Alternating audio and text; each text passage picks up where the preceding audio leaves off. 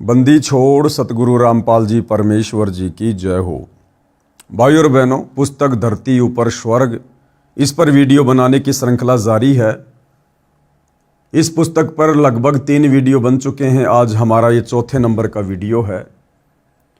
इस पुस्तक को लिखने का और आज वीडियो के माध्यम से आप भाई बहनों को समझाने का केवल एक ही मकसद है कि आखिर धरती के ऊपर स्वर्ग जैसा माहौल कैसे कायम हो, कैसे कलयुग में सतयुग की स्थापना हो, हमारे आचार विचार व्यवहार में दैनिक क्रियाओं में क्या क्या परिवर्तन होना चाहिए जो हम सत्संग के अभाव में नहीं कर पा रहे हैं और हमारी लाख कोशिशों के बावजूद भी धरती पर शांति स्थापना नहीं हो पा रही है।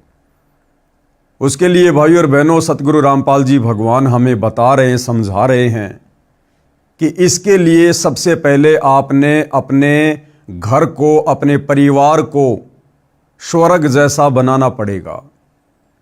और घर परिवार केवल धन से, माया से स्वर्ग जैसा नहीं बनता।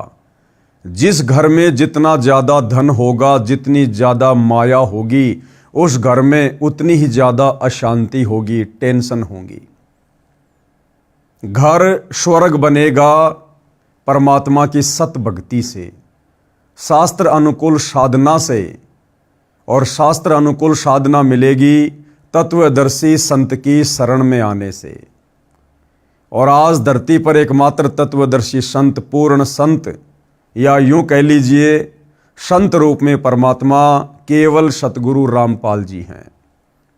इनकी शरण में आने के बाद, इनके उपदेश को ग्रहण करने के बाद, इन्हीं के आशीर्वाद से हमारी दैनिक क्रियाओं में परिवर्तन हो सकता है। हमारे आचार विचार व्यवहार में परिवर्तन होगा ही होगा। तो पहले हम सुधरेंगे, फिर अपने बच्चों को उपदेश दिलाकर उनको भी भक्ति मार्ग पर लगाकर सुधारेंगे। हम सुधरेंगे तो परिवार सुधरेगा, परिवार सुधरेगा तो गांव सुधरेगा, समाज सुधरेगा। और इस प्रकार से पूरी पृथ्वी पर जिस दिन घर घर में सतगुरु रामपाल जी के द्वारा दी जा रही शास्त्र अनुकूल भक्ति होने लगेगी, तो भाई और बहनों, ऑटोमेटिक इस पृथ्वी का माहौल सतयुग जैसा होगा, स्वर्ग जैसा होगा। उसके लिए हमें गुरुदेव भगवान ने इस पुस्तक में बताया कि सर्वप्रथम हमने समाज को बिगाड़ने वाली, अश्लीलता फैलाने वाली, समाज को कर्जे के बोझ तले दबाने वाली उन तमाम प्रकार की कुरीतियों से, झूठी मर्यादाओं से, परंपराओं से हमने बाहर निकलना पड़ेगा। जैसे शादी विवाह में दुनिया भर का खर्चा करना, लोक दिखावा करना, अन्य त्योहारों पर दुनिया भर का खर्चा करना, किसी भी प्रकार के नशे से दूर रहना, हमने इन तमाम प्रकार की बुराइयों से पीछे हटना पड़ेगा। और ये कहने मात्र से नहीं हो सकता, सरकार के द्वारा सख्त नियम लागू करने से नहीं होता। जब तक हमें आत्मज्ञान नहीं होगा, हम अपने विषय में नहीं जानेंगे, स्वयं को नहीं पहचानेंगे, मैं कौन हूँ, मेरा जन्म क्यों हुआ है, क्यों मर रहा हूँ, क्यों जन्म ले रहा हूँ। आज मेरे पास परिवार है, सब कुछ है, अचानक से परिवार का कोई सदस्य मर जाता है, मरने के बाद मैं कहाँ जाऊँगा, मेरे बच्चे कहाँ जाएंगे, इस संपत्ति का क्या होगा। तो सबसे पहले आत्मज्ञान होना बहुत ज़रूरी है। और जब आत्मज्ञान होगा तब हम परमात्म ज्ञान की प्राप्ति के लिए सोचेंगे। और ये आत्मज्ञान और परमात्म ज्ञान सच्चे सतगुरु की शरण में आए बिना, उनके सत्संग सुने बिना हमें कभी भी नहीं हो सकता। तो भाई और बहनों, एक ही तरीका है सत भक्ति, जो कि सतगुरु रामपाल जी समाज को प्रदान कर रहे हैं। और उसी सत भक्ति से परिवार के कलेश, परिवार की कलह, छोटी छोटी बातों को लेकर लड़ाई झगड़े, जो कंजरपना सबके घरों में है, वो मिटेगा। अन्यथा झगड़े समाप्त नहीं हो सकते। सत्संग से घर की कलह समाप्त होती है। आज घर घर में बाप बेटी की लड़ाई, माँ बेटी की लड़ाई, ननद भाभी की लड़ाई, पति पत्नी की लड़ाई, घर घर में किसी न किसी बात को लेकर। तो ये तमाम प्रकार के लड़ाई झगड़े भी सत्संग से ही समाप्त होंगे, क्योंकि सत्संग से हमें ज्ञान होता है। एक माई अपनी पुत्र वधू पर बात बात पर गुस्सा किया करती थी। छोटी छोटी गलतियों को बढ़ा चढ़ाकर अपने बेटे से कहती और पुत्र अपनी पत्नी को धमकाता। इस प्रकार घर नरक बना हुआ था। पुत्र वधू अपनी सासू माँ से कभी कभी कहती थी कि आप सत्संग जाया करो। अपनी पड़ोसन भी जाती है। सासू माँ बोली कि सत्संग में तो आई गई यानी बदचलन स्त्रियां जाती हैं, जिनका संसार में सम्मान नहीं होता, जो अच्छे खानदान की नहीं हैं, और हम खानदानी हैं, हमारा क्या काम सत्संग में। ऐसे पुत्र वधू ने कई बार कोशिश की, परंतु माई मानने को तैयार नहीं होती। एक दिन गांव की स्त्री किसी कार्यवश उनके घर आई तो सास अपनी पुत्र वधू को गालियां दे रही थी, धमका रही थी कि आने दे तेरे खशम को, यानी तेरे पति को, आज तेरी खाल उतराऊंगी। बात क्या थी कि गिलास में चाय रखी थी, जो सास के लिए डालकर पुत्र वधू बच्चे को लेने अंदर चली गई थी, जो सोया हुआ था, जागने पर रो रहा था। उस बच्चे को उठाकर लाने में 1 मिनट भी नहीं लगी थी कि इसी बीच में कुत्ता आया और चाय के गिलास में जीभ मारने लगा। गिलास गिर गया, चाय पृथ्वी पर बिखर गई। सासू माँ आंगन में उस गिलास से मात्र 20 फुट की दूरी पर चारपाई पर बैठी थी। हट्टी कट्टी थी, खेतों में सैर सपट्टे करने जाती थी, परंतु काम के हाथ नहीं लगाती थी।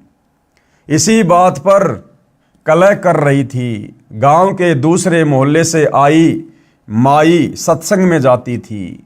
जो उनके घर पर उनकी पड़ोसन आई थी वो सत्संगी थी। सब बात सुनकर उसने भतेरी, यानी उस सास का नाम क्या था, भतेरी से कहा कि आप सत्संग में चला करो। उसका वही जवाब था। उस सत्संग वाली भगतमती ने बहुत देर सत्संग में सुनी बातें बताई, परंतु भतेरी मानने को तैयार नहीं थी। भतेरी की दूसरी बहन उसी गांव में दूसरे मोहल्ले में विवाह रखी थी, यानी जो भतेरी थी उसकी बहन भी उसी गांव में ब्याही हुई थी। जिस पाने की वह सत्संग वाली माई जानकी थी। भतेरी की बहन का नाम दया कौर था। जानकी ने जाकर दया कौर से बताया कि तेरी बहन भतेरी ने तो घर का नरक बना रखा है, बिना बात की लड़ाई करती है। मैं कल किसी कार्यवश गई थी, एक चाय का गिलास कुत्ते ने गिरा दिया, उसी का महाभारत बना रखा था। दया कौर भी जानकी के कहने से सत्संग सुनने गई थी और दीक्षा ले ली थी। जानकी ने कहा कि उसको जैसे तैसे एक बार सत्संग में ले चल। जब तक संतों के विचार सुनने को नहीं मिलते तो व्यक्ति व्यर्थ की टेंशन यानी चिंता स्वयं रखता है तथा घर के सदस्यों को भी चिंता में रखता है। दया कौर अगले दिन अपनी बहन के घर गई। किसी बहाने भतेरी को अपने घर ले गई। वहां से कई अन्य औरतें सत्संग में जाने के लिए जानकी के घर के आगे खड़ी थी। वे दया कौर को सत्संग में चलने के लिए कहने उसके घर गई। वहां उसकी बहन भतेरी को देखकर उसे भी कह सुनकर साथ ले गई। भतेरी ने जीवन में प्रथम बार सत्संग सुना। आश्रम में कैसे स्त्री पुरुष रहते हैं सब आंखों देखा तो अच्छा लगा। जैसे अनाप शनाप सुना करती थी वैसा आश्रम में कहीं देखने को नहीं मिला। सत्संग में बताया गया कि कई व्यक्ति अपनी बहन, बेटियों, बहुओं तथा अन्य स्त्रियों को सत्संग नहीं भेजते और ना स्वयं जाते हैं। वे कहते हैं कि हमारे सत्संग में जाने से घर की इज्जत का नाश हो जाएगा, हमारी बहू बेटियां बदनाम हो जाएंगी। उनको विचार करना चाहिए कि जब सत्संग में न आने से परमात्मा के विधान का ज्ञान नहीं होता कि भक्ति न करने वाले स्त्री पुरुष अगले जीवन में महान कष्ट भोगते हैं। सूक्ष्म वेद में बताया है कि जो मनुष्य शरीर प्राप्त करके भक्ति नहीं करते उनको क्या क्या हानि होती है। कबीर हरि के नाम बिना नारी कुतिया हो, गली गली भोकत फिरे टूक न डाले कोई। संत गरीबदास जी की वाणी से बीबी पर्दे रहे थी। बीबी यानी वो घर की औरतें, वो पर्दे में रहा करती थी। जैसे राजा महाराजाओं की बहन बेटियां, स्त्रियां, कुछ समय पहले तक ठाकुरों की बहन बेटियां, स्त्रियां वो घर के अंदर रहा करती थी। वो पुरुष उन स्त्रियों को घर से बाहर नहीं निकलने दिया करते थे। कोई भी कार्य खेतों का या घर का स्त्रियों से नहीं करवाते थे। ये तो हमने भी देखा है भाई और बहनों। जब हम छोटे छोटे थे, हमारे गांव के पास में एक ठाकुरों का गांव था। जब हम किसी कार्यवश वहां जाते थे तो वो ठाकुर खुद ही गाय भैंस का गोबर खेतों में डाल के आते थे। घर का पानी भी खुद ही भरा करते थे, लेकिन अपने घर की औरतों को बाहर कार्य के लिए नहीं जाने दिया करते थे कि ये तो हमारे घर की इज्जत है। एक परंपरा के तहत उनको घर में रखा करते थे। तो कहते हैं बीबी पर्दे रहे थी और ड्योडी लगती बाहर। ड्योडी यानी एक आध नौकरानी भी रहा करती थी। उनको पर्दे में रखा करते थे, ड्योडी के अंदर रखा करते थे। अब गात उगाड़े फिरती हैं बनकुतियां बाजार। वो पर्दे में रहने वाली बहन बेटियां जो ड्योडी के अंदर रहा करती थी, कहते हैं अब वो नंगे शरीर, गात उगाड़े यानी नंगे शरीर, अब वो कुतिया बनकर सरेआम बाजार में घूम रही हैं। जो उस समय घर की इज्जत हुआ करती थी, बिना सत्संग के, बिना सच्चे सतगुरु की शरण के इतना बड़ा पंगा मोल ले लिया उन्होंने। जो 1-1 लाख के, 9-9 लाख के गहने पहन कर रहा करती थी, खूबसूरत कपड़े पहन के रहा करती थी, दिन में 2-2 बार नहाया करती थी, नौकरानियां जिनका मैल उतारा करती थी, जो काजू किशमिश के हलवे खाया करती थी, एक बिना भक्ति के, बिना सत्संग के, बिना सतगुरु की शरण के, अब वो रानियां, वो घर की बहन बेटियां, उन इज्जतदारों की अगले जन्म में फिर क्या हुआ, नंगी होकर कुतिया बनकर सरेआम बाजार में घूम रही हैं। ऐसी दुर्गति ये काल करता है। बीबी पर्दे रहे थी ड्योडी लगती बाहर, अब गात उघाड़े फिरती हैं बनकुतियां बाजार। वे पर्दे की सुंदरी सुनो संदेशा मोर। अब क्या कह रहे हैं परमात्मा, वो पर्दे में रहने वाली सुंदर सुंदर स्त्रियां, बहन बेटियां, कहते हैं गात उगाड़े फिरती हैं करे सरायों शोर। अब वो नंगी होकर कुतिया बनकर, बिना भक्ति के, बिना सत्संग के, और करे सरायों शोर। सराय यानी धर्मशाला। पहले के समय में यात्री आते थे, जाते थे, तो रोड के किनारे धर्मशाला बनी होती थी। वहाँ पर रात्रि विश्राम के लिए रुक जाया करते थे। जो भी भोजन पानी घर से लाते थे वो अपना खा लिया करते थे। तो जिस समय वो उन धर्मशालाओं में ठहर कर भोजन किया करते थे, तो कुत्ता या कुतिया वहाँ आकर बैठ जाया करती थी एक टुकड़े की आश में।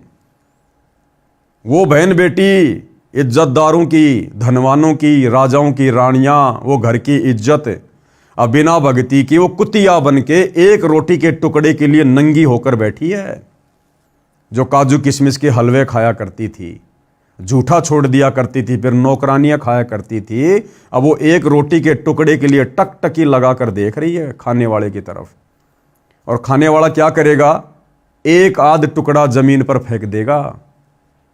अब वो बहन, वो बेटी, वो राजा की रानी, वो पर्दे में रहने वाली सुंदरी जिसने भक्ति नहीं की, वो एक रोटी का टुकड़ा खाएगी, साथ में 10 ग्राम मिट्टी भी खाएगी। अब वो काल ऐसे दुर्गति करता, बिना भजन के, बिना सत्संग के। वे पर्दे की सुंदरी सुनो संदेशा मोर, गात उगाड़े फिरती हैं करे सरायों शोर।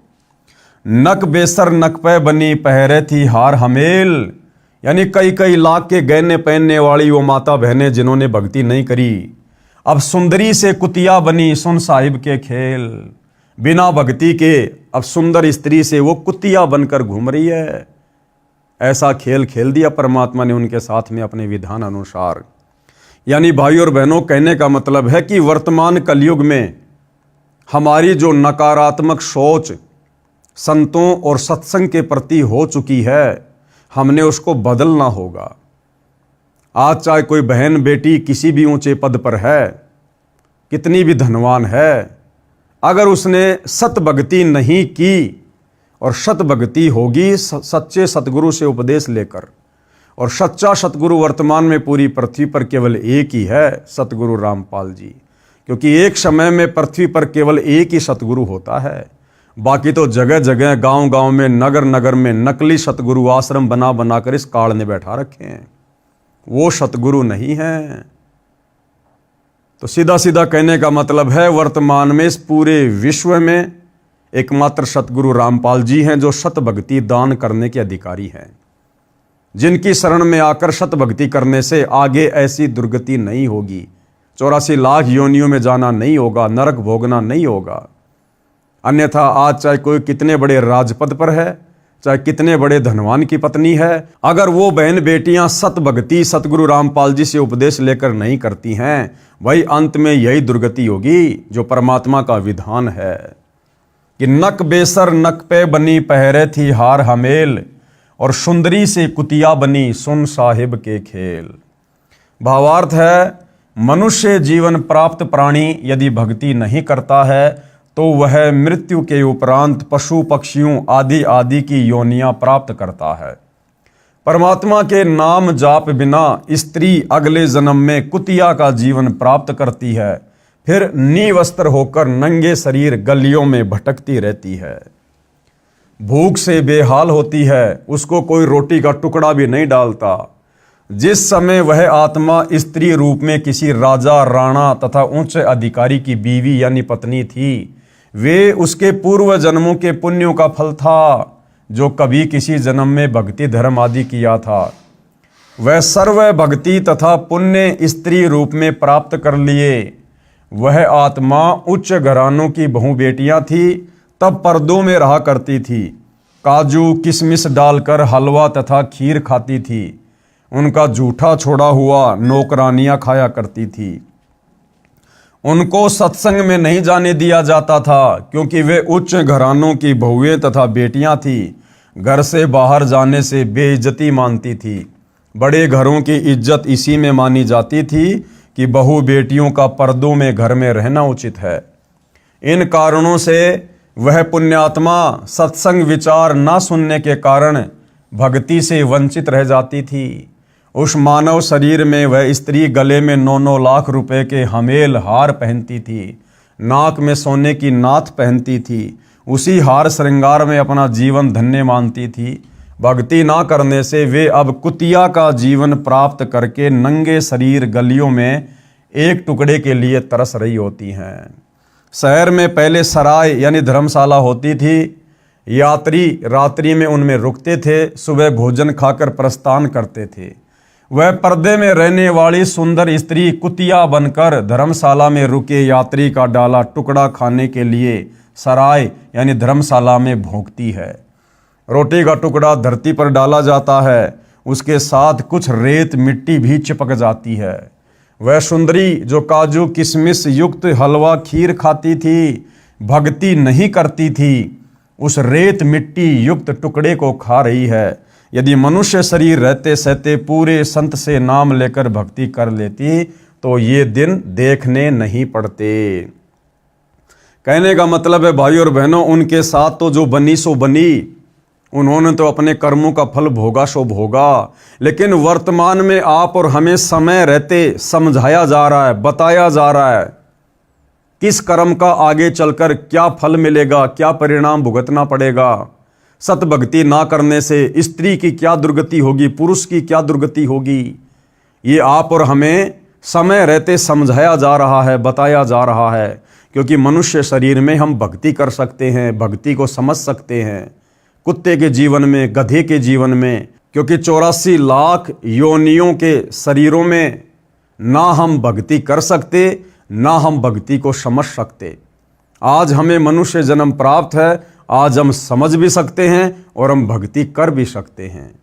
और यदि आज इस गोल्डन टाइम में जब भक्ति करवाने वाले पूर्ण संत स्वयं धरती पर प्रकट हैं, यदि हम नहीं जागेंगे, जेब से मोबाइल निकालकर यूट्यूब पर उनके सत्संग नहीं सुनेंगे, उनसे उपदेश प्राप्त करके सत भक्ति नहीं करेंगे, तो जो दुर्गति भक्ति ना करने वालों की होती है, जो इस पुस्तक में लिखा हुआ है, जो परमेश्वर का अटल विधान है, फिर हमारे साथ भी वही बनेगी।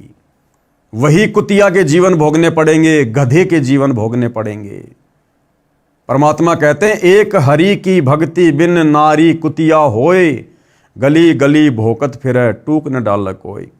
फिर परमात्मा कहते हैं एक हरि की भक्ति बिन राजा गधा हो, और माटी लदे कुम्हार की घास न डाले कोई। चाहे देश का राजा क्यों ना है, अगर सत भक्ति सच्चे सतगुरु से उपदेश लेकर नहीं की, और राजा भी अगले जन्म में 84 लाख में गधा बनेगा, गधा। ये परमात्मा का अटल विधान है। तो समझदार व्यक्ति कभी भी ऐसी आफत मोल नहीं लेगा। कबीर हरि के नाम बिन राजा ऋषभ हो, ऋषभ यानी गधा खच्चर, और माटी लदे कुम्हार के घास न डाले कोई। भगवान की भक्ति न करने से राजा गधे का शरीर प्राप्त करता है, कुम्हार के घर पर मिट्टी ढोता है, घास स्वयं जंगल में खाकर आता है। फिर ऐसी दुर्गति होगी उस राजा की, उस बड़े अधिकारी की, जो आज नौकरों के माध्यम से 56 प्रकार के पकवान भोग रहा है। अगले जन्म में गधा बनेगा, घर पर उसको कुम्हार खाना भी नहीं देगा। फिर पीछे तू पशुआ कीजे दीजे बैल बनाए। फिर और क्या दुर्गति होगी।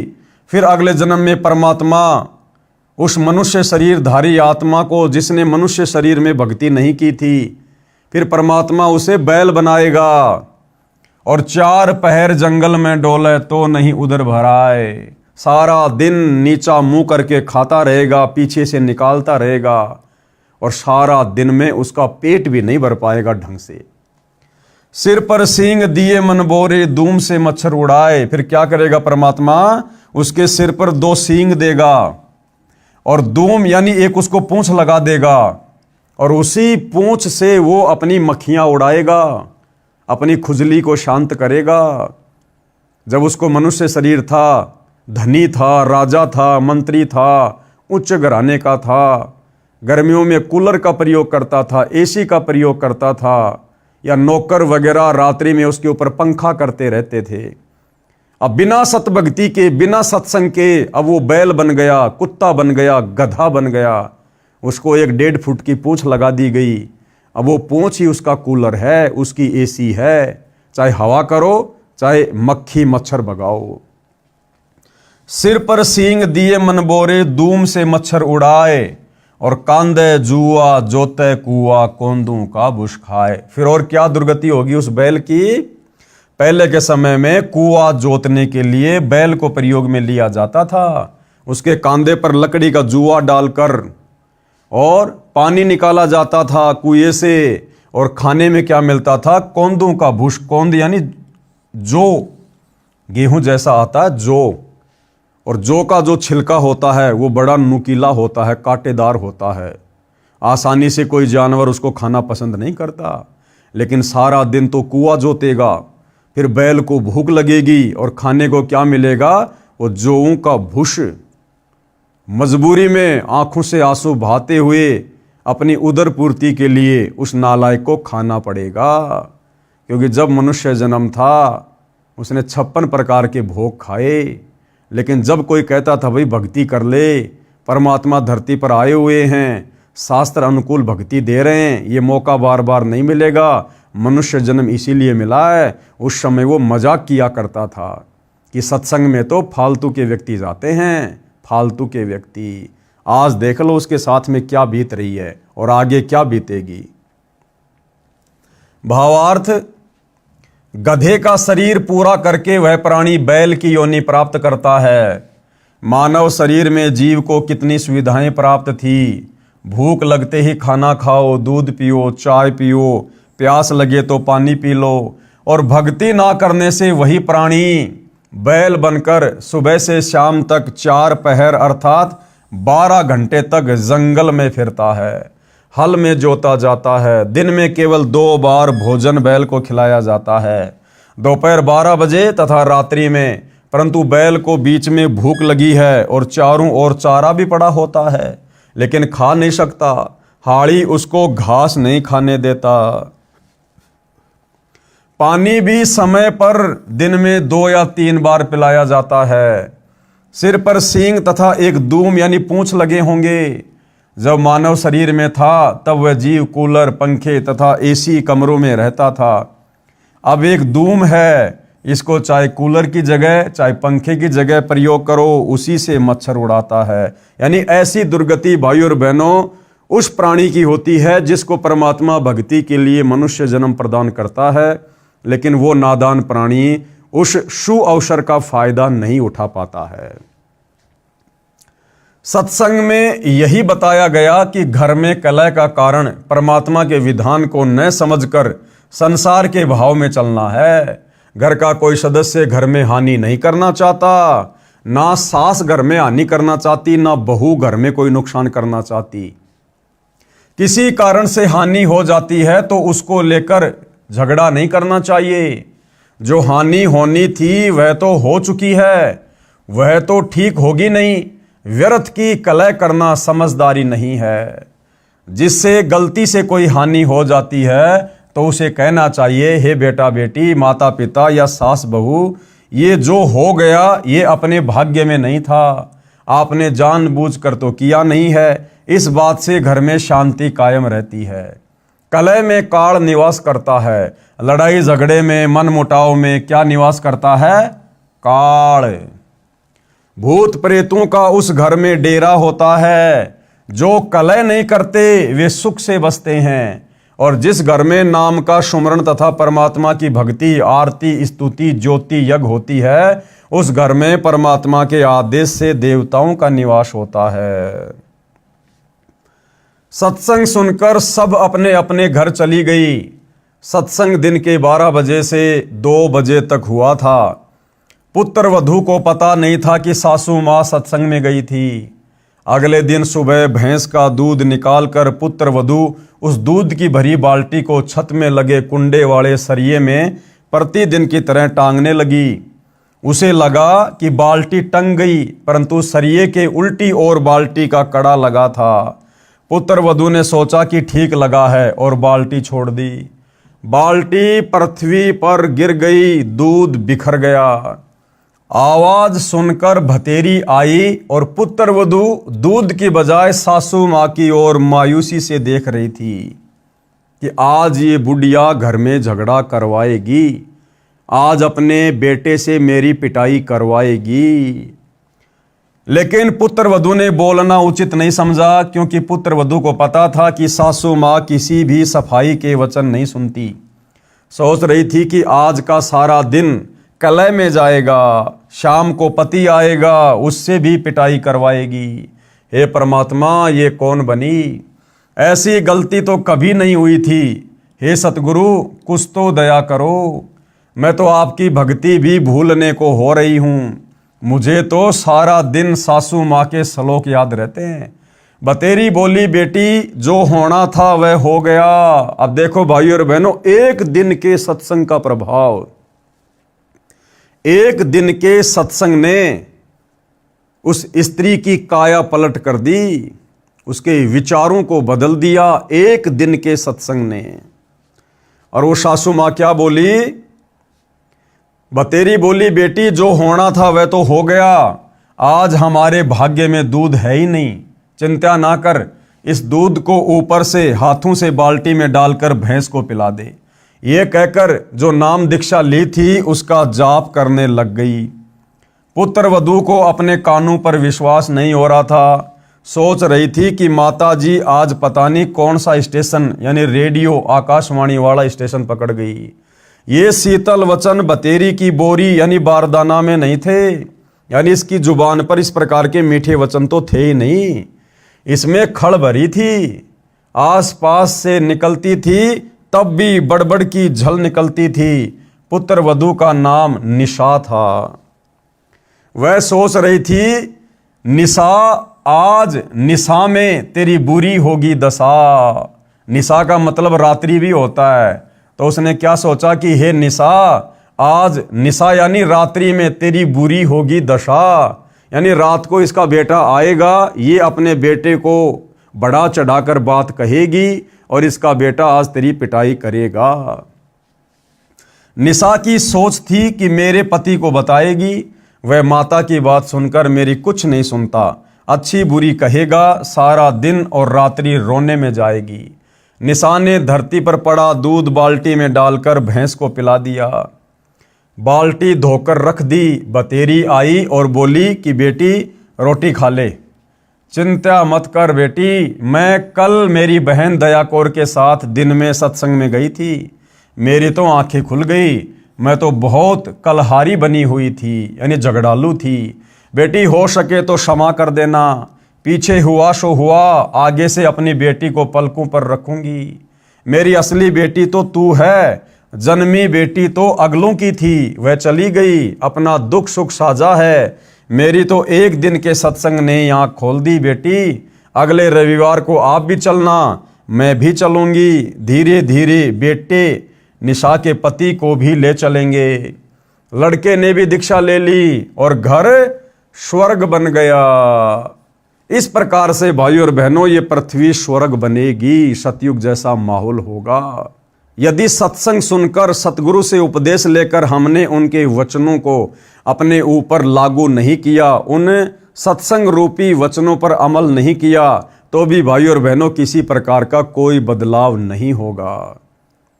सत्संग भी लेना पड़ेगा, उपदेश भी लेना पड़ेगा, और सत्संग में बताई गई बातों को हमने अपने ऊपर धारण करना पड़ेगा, अमल करना पड़ेगा। जब हमारी क्रिया चेंज होंगी, हमारे आचार विचार व्यवहार में बदलाव आएगा, तो सामने वाला भी उससे प्रभावित होगा। विवेचन, इस पुस्तिका में सर्वप्रथम बताया गया है कि कर्म से सुख व कर्म से दुख होता है। पूर्व के जन्मों में किए अच्छे बुरे कर्मों के कारण सुख स्वर्ग तथा दुख नरक होता है। दुख का कारण पाप होता है। जैसे पैर में कांटा लग जाता है तो पीड़ा होती है। पीड़ा कांटे के कारण होती है। यदि कांटा निकाल दिया जाए तो दर्द बंद हो जाता है, क्योंकि दुख कांटे के कारण था। इसी प्रकार पूर्ण परमात्मा कबीर जी की भक्ति करने से पाप नाश यानी समाप्त हो जाता है, जीव सुखी हो जाता है। वह भक्ति करने की विधि व मंत्र दास के पास है। कौन कह रहे हैं? सतगुरु रामपाल जी। क्या कह रहे हैं? कि दुख दूर करने की, जीवन रूपी सफर में जो दुख रूपी कांटे तुम्हें लगे हुए हैं, उनको निकालने की भक्ति विधि इस संसार में केवल सतगुरु रामपाल जी के पास है, और किसी साधु संत महात्मा आचार्य शंकराचार्य के पास नहीं है। जिससे आपको परमात्मा सुखी कर देगा, साधक का पाप नष्ट हो जाएगा और घर स्वर्ग बन जाएगा। कहने का मतलब भाइयों और बहनों, आप और हमने भी सतगुरु के वचनों पर अमल करना होगा, सतगुरु की शिक्षाओं पर चलना होगा। तब जाकर भाइयों और बहनों हमारा परिवार स्वर्ग होगा, और हमारे से प्रभावित होकर, हमारे आचार विचार से प्रभावित होकर दूसरे लोग भी सत्संग ग्रहण करेंगे। और यदि हमने सतगुरु से उपदेश ले रखा है, सालों साल बीत गए हैं, हमारे आचार विचार व्यवहार में, बोलचाल में, उठने बैठने में, निगाह दृष्टि में किसी प्रकार का कोई परिवर्तन नहीं आया है, तो भाइयों और बहनों उस घर में भूत प्रेतों का वास होगा, सतगुरु का वास नहीं होगा। उस घर में इसी प्रकार से कलह मची रहेगी, उस परिवार में इसी प्रकार से आपत्तियां आती रहेंगी, जाती रहेंगी। कहने का मतलब है हमने सत्संगों पर अमल करना चाहिए, जिस प्रकार से भतेरी ने किया। अब वेदों में क्या प्रमाण है? वेद भी इस बात के गवाह हैं। प्रमाण के लिए पढ़िए यजुर्वेद अध्याय 8 के मंत्र 13 की फोटोकॉपी, जिसका अनुवाद आर्य समाज प्रवर्तक महर्षि दयानंद सरस्वती जी द्वारा किया गया है। अनुवादक ने परमात्मा को सबका उपकारक मित्र कहा है। वास्तव में सच्चा साथी परमात्मा ही है। जिंदे जी भी साथी और मृत्यु के बाद भी मित्र रहता है। इस संसार के सब नाते यहीं तक हैं। इस वेद मंत्र में स्पष्ट है कि अपने भगत या भगतमती के ऐनस यानी घोर से घोर पाप को भी परमात्मा नाश यानी खत्म कर देगा, जिससे सुख प्राप्त होता है। ये वेद मंत्र भाइयों और बहनों आप जियों के समक्ष है, देख लेना, पढ़ लेना। ये संस्कृत भाषा है, और इसी संस्कृत भाषा का शुद्ध हिंदी में अनुवाद करने के कारण बहुत सारे जो अपने आप को संस्कृत के ज्ञाता मानते हैं, पंडित मानते हैं, वो लोग कहा करते थे कि आपके गुरुजी संत रामपाल जी को तो संस्कृत भी नहीं आती, फिर वो संस्कृत के मंत्रों का अनुवाद कैसे कर सकते हैं? तो एक भगत ने कहा कि पंडित जी, भगवान उसी को तो कहते हैं जिसको संस्कृत भी नहीं आती, और फिर भी संस्कृत के उन मंत्रों का अनुवाद कर दिया जिनका अनुवाद सही तरीके से आज तक हमारे शंकराचार्य भी नहीं कर पाए। तो गुरुदेव भगवान भी कभी कभार चुटकी ले लेते हैं हंसी मजाक में। तो गुरुदेव भगवान क्या कह रहे हैं, एक छोटा सा सत्संग इसी श्लोक के ऊपर। ना पढ़न मावे हैं इसमें यो और परमात्मा ने सिंपल लैंग्वेज में लिख रखी है सारी ये बातें, वो ना पढ़न दिन हमारे ताई। लेकिन अब इसलिए ये पढ़ने जरूरी हो गए। क्या लिखा है? देव कर्तस्य एनस्य अवजनमसी। एक बार ना नो बोले थारे गुरुजी ने पढ़ना चाहता है ना, वो के संस्कृत बताओगे, इवन पढ़ना सीख लिया। देखो, देव कर्तस्य एनस्य अवजनमसी लेब के कर लोगे,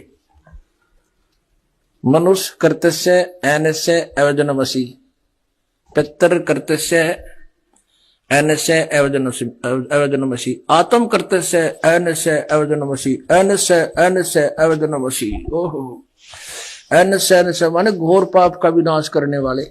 अभी नहीं के अनुवाद को दिखाते ना, मारा लें कन्या कहेंगे इसने आप पर बना लिया हो। तो भाई और बहनों, ये परमात्मा हैं, ये जानी जान हैं, सर्वज्ञ हैं, सभी भाषाओं के जनक हैं। और संस्कृत भाषा तो छोड़िए, 84 लाख योनियों में सूक्ष्म जीव से लेकर और हाथी तक जितने भी जीव जंतु हैं, ये परमात्मा तो सबकी भाषा, उनके अंतर्मन की भाषा को भी जानने वाला है। तो क्या कहा गया है इस मंत्र में?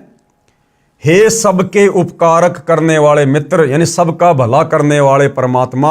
मित्र शब्द यहाँ महर्षि जी ने परमात्मा के लिए संबोधित किया है कि ये सबका भला करने वाले परमात्मा, आप दान देने वाले के, एनस यानी अपराध के विनाश करने वाले हो, यानी आप घोर से घोर पापों का नाश करने वाले हो। साधारण मनुष्यों के किए हुए अपराध के विनाश करने वाले हो। पिता के किए हुए विरोध आचरण के अच्छे प्रकार हरने वाले हो। अपने किए हुए पाप के दूर करने वाले हो। अधर्म के नाश करने हारे हो, यानी घोर से घोर पापों के भी नाशक हो। जानता हुआ मैं जो कुछ भी अपराध करता हूँ, अधर्माचरण किया या करता हूँ या करूँ, अनजान में जो कुछ भी किया करता हूँ वह करूँ, उस सब दुष्ट आचरण के दूर करने वाले आप हो। अब आगे क्या बताया जा रहा है? भक्ति करने से दुख समाप्त हो जाते हैं, कार्य सिद्ध होते हैं। जैसे पहले जमाने में हाथ से चक्की चलाते, हाथ से पशुओं का चारा काटते थे। अब बिजली से चलने वाली चक्की है तथा बिजली से चलने वाले गंडासे यानी मशीन से चारा काटते हैं। कितना आसान हो गया। इसी प्रकार परमात्मा कबीर जी यानी परम अक्षर ब्रह्म की भक्ति करने से भगत या भगतमती के सब कार्य आसान हो जाते हैं और घर स्वर्ग बन जाता है। जन्म मृत्यु का चक्कर सदा के लिए समाप्त हो जाता है। सबसे बड़ा लाभ क्या है कि परमात्मा की सत भक्ति सच्चे सतगुरु से लेकर करने से, मर्यादा में रहकर आजीवन धर्म कर्म करने से हमारी जन्म और मृत्यु का संकट भी टल जाता है, जो कि सबसे ज़्यादा पीड़ा का कारण है, सबसे ज़्यादा दुख का कारण है, जन्म और मृत्यु। जब तक जन्म और मरण समाप्त नहीं होगा, हमारे दुखों का नाश नहीं होगा। आज मान लीजिए हम मनुष्य शरीर में हैं, थोड़ा बहुत हमें सुख प्राप्त है, सत भक्ति नहीं की, जन्म मरण का रोग नहीं मिटा, कल को लक 84 योनि में जाएंगे, पशु पक्षियों के जीवन भोगेंगे। और आप जी देख रहे हैं भाई और बहनों, गधे, कुत्ते, सुअर, कीट, पतंग, मक्खी, मच्छर कितना कष्ट में जीवन जीते हैं। तो सतगुरु सत भक्ति करने वाले साधकों को जब तक वो इस लोक में रहेंगे, जिएंगे, तब तक भी उन्हें किसी प्रकार का कोई दुख नहीं होने देगा। और मरने के बाद परमेश्वर उन्हें अपने शवलोक सतलोक में लेकर जाएंगे, जहाँ जाने के बाद फिर जन्म और मृत्यु नहीं है, बुढ़ापा नहीं है, कष्ट नहीं है। तो कितना बड़ा फायदा भाई और बहनों। फिर किसी ने सवाल किया, मृत्यु भोज के विषय में आपके क्या विचार हैं? सतगुरु रामपाल जी से सवाल किया कि किसी व्यक्ति की मृत्यु हो जाने के बाद समाज की एक परंपरा के तहत गांव वालों को भोजन करवाया जाता है, लड्डू जलेबियां बनाई जाती हैं। तो इस मृत्यु भोज के ऊपर आप जी के क्या विचार हैं? तो गुरुदेव क्या कह रहे हैं? यह व्यर्थ है, यानी बेकार की परंपरा है, हम नहीं करते। यानी सतगुरु रामपाल जी के कबीर पंथ में इस प्रकार की बकवाद उनके भगत नहीं करते। और अब तो बुद्धिमान मानव समाज भी इस पर प्रतिबंध लगाने लगा है। कबीर साहिब जी की वाणी में बताया है कि कबीर जीवित बाप गैल लट्ठम लट्ठा और मुँह गंग पहुँचावे। यानी जब तक माता पिता जीवित हैं तब तक तो उनका आदर करते नहीं, उनकी इज्जत करते नहीं, अच्छा खाने को अच्छा पहनने को देते नहीं। और मरने के बाद इस झूठी परंपरा के तहत आप गंगा जी में जाओगे उनकी मुक्ति करवाने के लिए। तो जिस बेटा बेटी ने जीते जी माँ बाप की सच्ची सेवा करके उसको आनंद नहीं दिया, भला मरने के बाद इन व्यर्थ की परंपराओं में पढ़कर आप कैसे उनकी मुक्ति करवा दोगे? अर्थात अपने पिता व माता जी के साथ जिंदे जी तो उलट सुलट बोलते हैं, सब नहीं अधिकतर। यानी गुरुदेव कहते हैं सभी नहीं, बहुत सारी अच्छी संतान भी होती है पूर्व संस्कार की, लेकिन ये कलयुग है भाई और बहनों, ज़्यादातर अपने माता पिता के साथ अच्छा व्यवहार नहीं करते। और मरने के पश्चात उसकी जली हुई हड्डियों को राख समेत उठाकर पुरोहित के माध्यम से गंगा के जल में परवाह करने जाते हैं। फिर उसका काज यानी मृत्यु भोज करते हैं, वह व्यर्थ है। अपने माता पिता को जीवित रहते खिलाओ पिलाओ, अच्छा कपड़ा पहनाओ, प्यार दो। यदि धर्म यज्ञ करना है तो उसके जीवित रहते शास्त्र अनुसार कराओ, गुरु बनाओ, मानव जीवन सफल होगा। हम सतगुरु रामपाल जी के भगत इस प्रकार की व्यर्थ की परंपराओं के पचड़े में नहीं पड़ते हैं। हम इस प्रकार की समाज बिगाड़क और व्यर्थ की खर्चीली परंपराओं का निर्वाह नहीं करते हैं।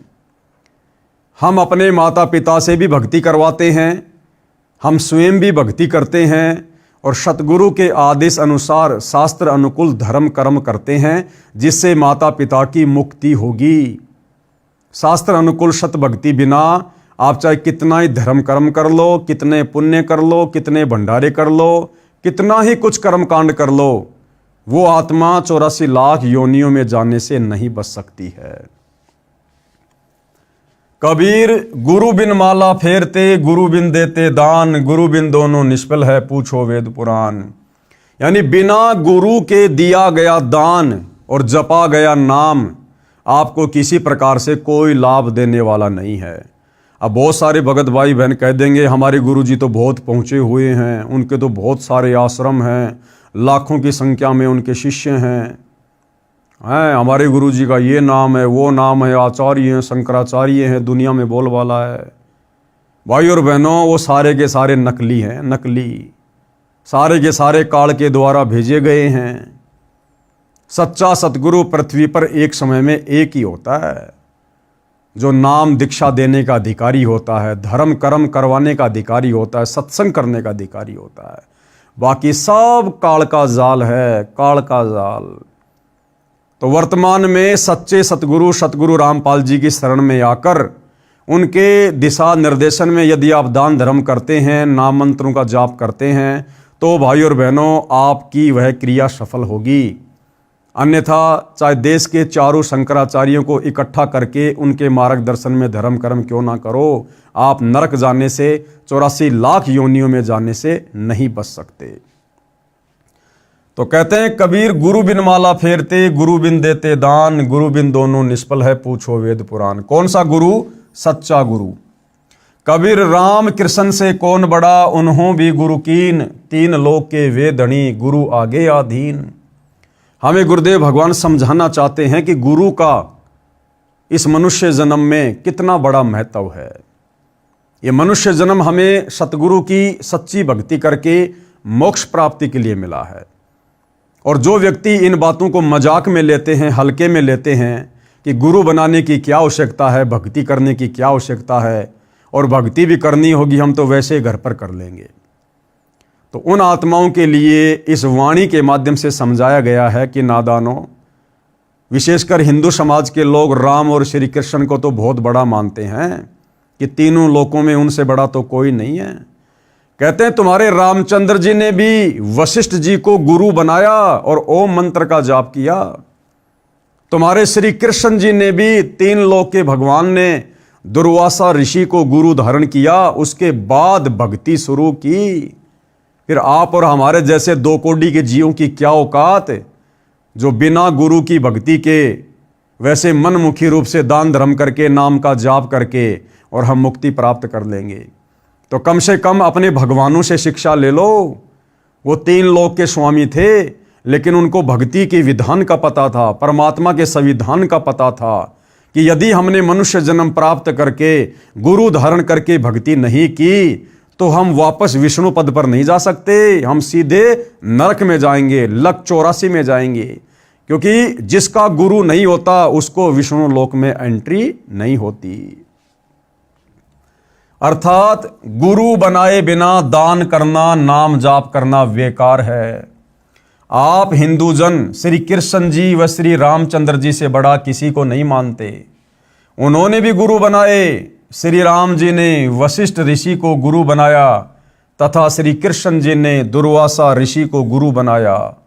ऋषि संदीपनी जी श्री कृष्ण जी के अक्सर गुरु यानी शिक्षक थे और ऋषि दुर्वासा अध्यात्म के गुरु थे।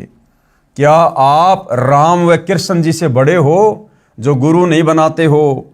गुरु पूर्ण होना अनिवार्य है, फिर दान धर्म करना लाभदायक है।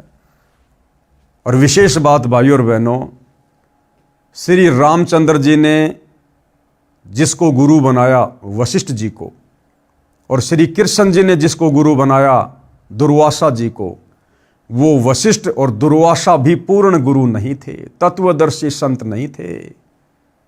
आप और हमारा कितना बड़ा सौभाग्य जो हम पूर्ण सतगुरु की शरण में आ चुके हैं और वर्तमान के विश्व के मानव समाज के स्त्री पुरुषों का कितना बड़ा सौभाग्य जिनको अपने समकालीन धरती पर सच्चा सतगुरु सुलभ है।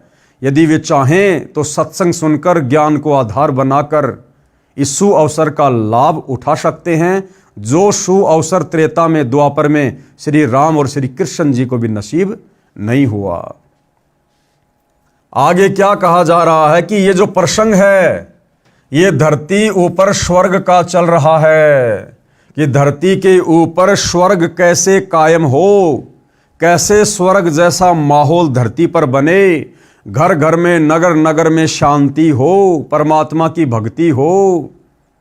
कैसे होगा ये सब? उसके लिए हमने इस पुस्तक को बहुत ही धैर्य से दिल थाम कर पढ़ना होगा। आप जी से निवेदन है कि इस पुस्तक को दिल थाम कर श्रद्धा के साथ पढ़कर समझकर मुझदास लेखक यानी सतगुरु रामपाल जी के आश्रम में या नामदान केंद्र में आएं और शास्त्रोक्त साधना लेकर अपना तथा परिवार का निःशुल्क कल्याण करवाएं। धरती ऊपर ही स्वर्ग का एहसास करें।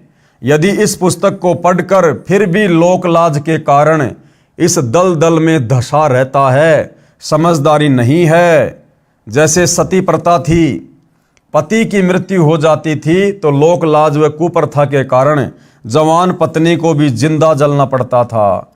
राजा भी इस प्रथा की मार से नहीं बचते थे। महाभारत ग्रंथ में प्रकरण है कि राजा पांडु की मृत्यु के पश्चात रानी माद्री उसके साथ सती हुई थी, यानी जिंदा जलकर मरी थी। राजा पांडु की दो पत्नियां थी, कुंती तथा माद्री। ये भी तो किसी समझदार पुरुष ने समाप्त करने का बीड़ा उठाया, यानी सती प्रथा को, जो समाज में कुप्रथा थी, उसको भी समाप्त करने के लिए किसी न किसी महापुरुष ने तो बीड़ा उठाया। उसको भी तो कितनी परेशानियों का सामना करना पड़ा होगा, आलोचनाओं का सामना करना पड़ा होगा, निंदा का पात्र बना होगा, लेकिन वो अपने मकसद पर अडिग रहा और अंत में उस कुप्रथा का सत्यानाश हुआ। तो वर्तमान में इस धरती पर सती प्रथा से भी भयंकर प्रथा, ये शास्त्र विरुद्ध साधना जो नकली धर्म गुरुओं ने घर घर में पनपा रखी है, ये जानलेवा बीमारी है। सीधा आपको नरक में ठोकेगी। उस चिता पर तो केवल वो स्त्री एक ही बार जलकर पीड़ा का एहसास करती थी, लेकिन ये शतभक्ति ना करने के कारण आप सीधे लक 84 में जाओगे। गधे, कुत्ते, बैल, हाथी, सूअर के शरीर प्राप्त करोगे और एक बार नहीं, दो बार नहीं, 84 लाख बार मरोगे, 84 लाख बार, और जन्म जन्म ये कष्ट सहन करना पड़ेगा। तो इस भयंकर कुप्रथा का जो हमारे धर्म गुरुओं ने घर घर में फैला रखी है, यानी शास्त्र विरुद्ध साधना, इस शास्त्र विरुद्ध साधना को समाप्त करके शास्त्र अनुकूल साधना आप और हमें प्रदान करने के लिए आज सतगुरु रामपाल जी सन 1994 से संघर्ष कर रहे हैं, और इसी संघर्ष के चलते उनको जेल भी जाना पड़ा। आज 2025 में भी पिछले 10 वर्षों से वे हिसार की जेल में बैठे हुए हैं, लेकिन अपने मकसद से पीछे नहीं हट रहे। जो बीड़ा उन्होंने उठाया है उस पर आज भी अटल है, कायम है, और इसी के चलते उनको आलोचनाओं का शिकार होना पड़ रहा है। दुनिया नासमझी में उनकी निंदा करके पाप की भागी बन रही है। लेकिन भाइयों और बहनों, ये जो बीड़ा सतगुरु रामपाल जी ने उठा रखा है, ये पूरे विश्व के मानव समाज के हित में है, पूरे विश्व के मानव के कल्याण के हित में है। और जिसने उनके सत्संग सुनकर, उनके प्रवचन सुनकर, उनकी पुस्तकें पढ़कर, उनके विचारों से परिचित होकर उनकी शरण ग्रहण कर ली, वही आत्मा काल के जाल से बाहर निकल सकती है। दूसरा संसार में कोई विकल्प नहीं है। तो सती प्रथा को समाप्त करने का जिस महापुरुष ने बीड़ा उठाया था, उस समय उसका बहुत विरोध हुआ, परंतु धीरे धीरे सबने मान लिया और सुखी हुए। इसी प्रकार ये कुप्रथाएं समाप्त करनी है, धरती ऊपर स्वर्ग बनाना है, बुद्धिजीवी मानव सहयोग दे। यानी जिसको ये बातें समझ में आ जाती हैं, उन लोगों ने इस मिशन में सतगुरु का, सच्चे संत का सहयोग देना चाहिए। आगे फिर सवाल किया है, भक्ति व धर्म कर्म तो लगभग सब करते हैं, आप तथा आपके अनुयायी ही नहीं करते। आप कहना क्या चाहते हैं? आपकी बातों से लग रहा है कि आपके अतिरिक्त कोई ठीक से भक्ति नहीं करते। तो सतगुरुदेव भगवान क्या जवाब दे रहे हैं? उत्तर दिया, यही सही है कि जो आप कह रहे हो ना, यही परम सत्य है। यानी सतगुरु रामपाल जी कह रहे हैं कि आज इस पृथ्वी पर, इस ब्रह्मांड में मेरे अलावा दूसरा कोई भी संत, महंत, आचार्य, शंकराचार्य, गुरु नहीं है देश या विदेश में, जो शास्त्र अनुकूल सत भक्ति समाज को दे रहा हो। उनके अलावा धरती पर कोई भी दूसरा नहीं है। तो उत्तर दिया गुरुदेव ने, भाई यही सही है। दास रामपाल दास यही कहता है कि विश्व में कोई भी गुरु मेरे अतिरिक्त शास्त्रोक्त साधना, यानी शास्त्र अनुकूल साधना, हमारे वेदों में क्या लिखा है, गीता जी में क्या लिखा है, सूक्ष्म वेद में क्या लिखा है, कौन से मंत्र का जाप करना चाहिए, कौन से धर्म कर्म करने चाहिए, ये तमाम प्रकार की जानकारी, यानी शास्त्रोक्त साधना कोई भी धर्मगुरु न तो स्वयं करता है और ना ही अपने अनुयायियों से करवाता है, क्योंकि उनको अपने अपने शास्त्रों का ज्ञान ही नहीं है। और भाइयों और बहनों, आप जी अच्छे से विचार कर लेना, प्रैक्टिकल करके देख लेना। आप चारों वेदों में और गीता जी में केवल एक मंत्र जाप करने का आदेश है, ओम, और वो भी अधिकारी गुरु से लेकर। लेकिन आज विशेषकर भारत देश में, हिंदू समाज में जितने भी आचार्य, शंकराचार्य, महंत और मंडलेश्वर हैं, तरह तरह के कथावाचक हैं, कोई भी व्यक्ति ओम नाम का मंत्र नहीं देता है। कोई तो कहता है कि राधे राधे जपो, कोई कहता है राधे राधे श्याम मिला दे, कोई कहता है हरे कृष्णा हरे राम, कोई कहता है जय जय राम जय जय राम, कोई कहता है ओम नमो भागवते वासुदेवाय नमः, कोई कहता है जय गणेशाय नमः, ओम श्री शंकराय नमः। ओम नाम का मंत्र भी वर्तमान में हिंदू समाज में कोई गुरु दीक्षा रूप में नहीं दे रहा, और यदि भूला भटका कोई दे रहा है तो वो नादान, वो मंत्र दान करने का अधिकारी नहीं है, जिस कारण से अंत में वो भी नरक में जाएगा और उसके माध्यम से दीक्षा लेकर नाम जाप करने वाला भी नरक में जाएगा। आप निम्न बातें नोट करो और बताओ, क्या आप बता सकते हैं गीता अध्याय 18 श्लोक 62 में गीता बोलने वाला प्रभु अपने से अन्य किस परमेश्वर की शरण में जाने को कह रहा है? गीता अध्याय श्लोक नंबर 62 में गीता जी का ज्ञान देने वाला भगवान, आप चाहे उसको श्री कृष्ण समझो या श्री कृष्ण जी के रूप में काल समझो, वो अपने से अन्य किसी और की शरण में जाने को अर्जुन से कह रहा है कि अर्जुन, अगर तुझे सनातन परम धाम की प्राप्ति करनी है तो उस परमेश्वर की शरण में जा, जहां जाने के बाद साधक लौटकर संसार में नहीं आता। तू सर्व भाव से उस परमेश्वर की शरण में जा। तो बताओ भाई, अगर हमारे धर्मगुरु विद्वान हैं, शास्त्रों के ज्ञाता हैं, जानकार हैं, तो गीता का ज्ञान देने वाला भगवान अध्याय 18 श्लोक 62 में अपनी भक्ति को छोड़कर किसी दूसरे की शरण में जाने को क्यों कह रहा है? वो कौन है जो गीता के ज्ञान देने वाले भगवान से भी बड़ा है? किसी धर्मगुरु को नहीं पता इस बात का। पढ़िए ये फोटोकॉपी गीता अध्याय 18 श्लोक 62 की, जो जय दयाल गोविंदका द्वारा अनुवादित है तथा भारत में प्रसिद्ध गीता प्रेस गोरखपुर से प्रकाशित व मुद्रित है। तो ये है गीता अध्याय 18 श्लोक नंबर 62।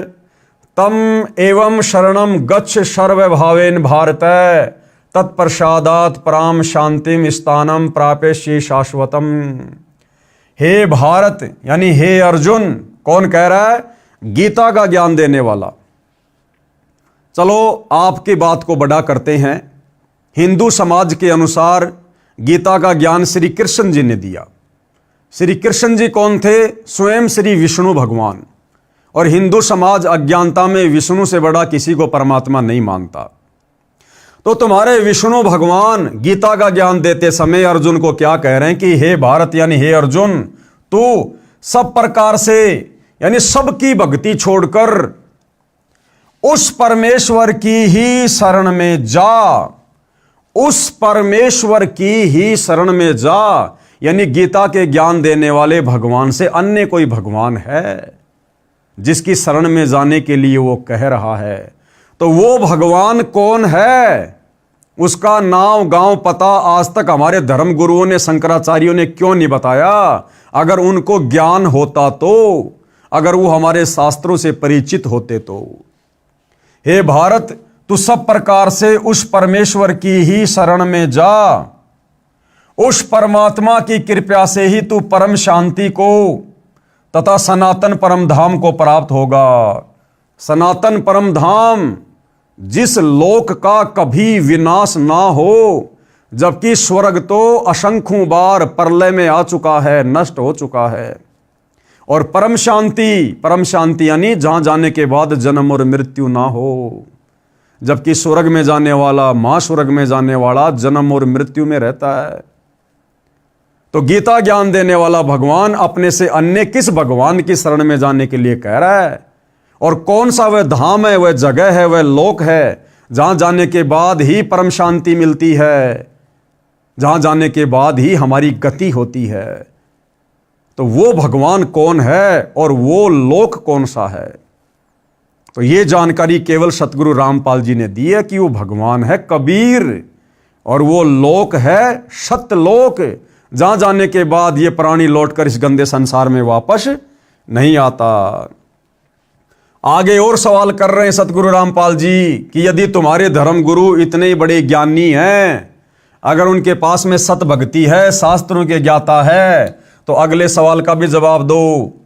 गीता अध्याय 7 श्लोक 29 में गीता ज्ञान देने वाले प्रभु ने कहा है कि जो भगत केवल जरा यानी बुढ़ापे के दुख से तथा मरण यानी मृत्यु के दुख से छूटने के लिए ही प्रयत्नशील हैं, यानी साधना भक्ति करते हैं, वे तत् ब्रह्म यानी उस ब्रह्म यानी गीता अध्याय 18 श्लोक 62 में बताए परमेश्वर को, यानी उस कबीर भगवान को तथा संपूर्ण अध्यात्म ज्ञान यानी तत्व ज्ञान को तथा संपूर्ण कर्मों को जानते हैं, यानी एक लेवा एक देवा दूतम वाली कथा जानते हैं।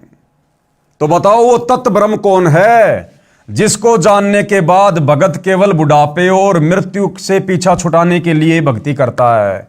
वो तत्व ब्रह्म क्या है, जो गीता अध्याय 7 श्लोक नंबर 29 में गीता का ज्ञान देने वाला प्रभु अर्जुन से कह रहा है। वो तत्व ब्रह्म क्या है, कौन है? क्या आज तक हमारे धर्म गुरु आचार्य शंकराचार्य ये विद्वान लोग क्या उस तत्व ब्रह्म का एड्रेस बता पाए, उसका नाम बता पाए? नहीं बता पाए।